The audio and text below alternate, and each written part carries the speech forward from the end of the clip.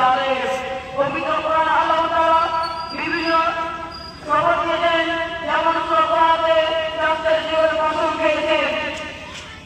অনুরূপভাবে তিনি সূরা আল-ফাতিহার কসম খেয়েছেন, যেমন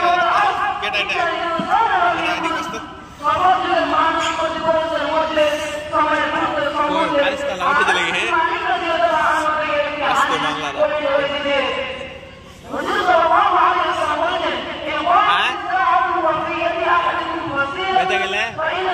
গুল্লুটা কাটলে ভালো হতো,